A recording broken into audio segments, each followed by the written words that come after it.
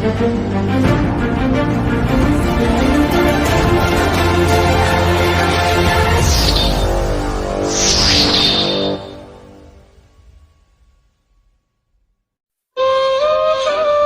suatu hari Rasulullah SAW ditemui oleh malaikat Jibril. Rasul pun bertanya, "Ada apa wahai Jibril?" Jibril menjawab, "Wahai Muhammad, sesungguhnya hari ini Allah Subhanahu wa Ta'ala sedang mengobarkan nyala api neraka, dan seluruh para malaikat amat ketakutan.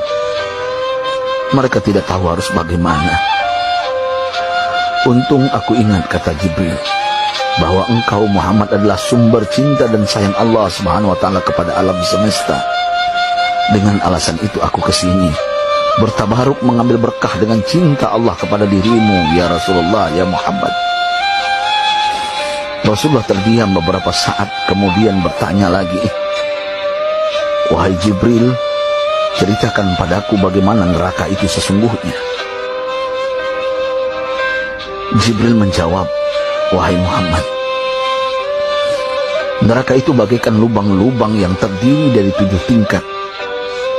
Jarak antara satu lubang dengan yang lain ialah perjalanan 70 tahun.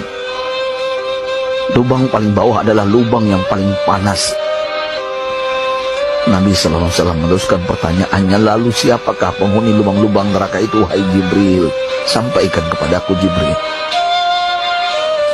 Jibril menjawab, "Lubang yang paling bawah diciptakan untuk orang-orang munafik. Lubang yang berikutnya untuk penyembah berhala, lalu untuk penyembah bintang dan matahari." Jibril terus menerangkan penghuni tingkatan neraka hingga lubang yang kelima, tempat umat Yahudi, dan yang keenam dihuni oleh umat Nasrani. Setelah menjelaskan penghuni 6 tingkatan neraka, Jibril diam cukup lama. Allah SAW penasaran dan bertanya kepada Jibril, "Wahai Jibril, siapakah penghuni neraka yang ke-7?" Jibril diam saja tidak menjawab. Rasulullah SAW mengulangi pertanyaannya, tapi Jibril tetap diam. Rasulullah tambah penasaran dan mendesak Jibril agar dijawab pertanyaannya. Akhirnya Jibril pun berkata, "Umatmu, wahai Muhammad, mereka itu para pelaku dosa besar di kalangan umatmu, yang dimana sampai mereka mati belum sempat bertaubat." Mendengar jawaban Jibril, Rasulullah langsung jatuh pingsan. Jibril merangkulnya dan meletakkan tubuh baginda di atas pangkuannya. Tak berapa lama Rasulullah SAW sadar dan langsung menangis bersimbah air mata dengan terisak-isak. Rasulullah mempertegas pertanyaannya, "Wahai Jibril, apakah benar ada di antara umatku yang masuk neraka?" Jibril menjawab, "Benar, wahai Muhammad, pelaku dosa besar di antara umatmu yang belum bertaubat." Setelah itu Rasulullah menghadap kiblat dan sujud kepada Allah dalam isak tangisnya. Sesekali dengan suara pelan beliau membisikkan kata-kata, "Ummati ya Rabb, ummati, ummati, ummati." Beliau SAW tidak mengangkat kepalanya dalam keadaan seperti itu selama 3 hari 3 malam, kecuali setiap Bilal bin Rabah mengumandangkan azan, barulah beliau bangkit untuk menjadi imam, dan setelah itu kembali sujud lagi. Pada hari ketiga Abu Bakar menyadari hal ini, beliau mengetuk pintu Rasulullah dan mengucapkan salam 3 kali, namun tidak terdengar jawaban. Abu Bakar sedih dan berseru di hadapan pintu Nabi besar Muhammad SAW, "Apakah ada jalan untuk masuk ke rumahmu ya Rasulullah?" Tetap tidak ada jawaban. Di jalan Abu Bakar bertemu sahabat Umar. "Mengapa engkau menangis, wahai Abu Bakar?" kata Umar. Abu Bakar menceritakan keadaan Rasulullah SAW. Maka Umar pun melangkah menuju rumah Rasulullah dan terjadilah hal yang sama.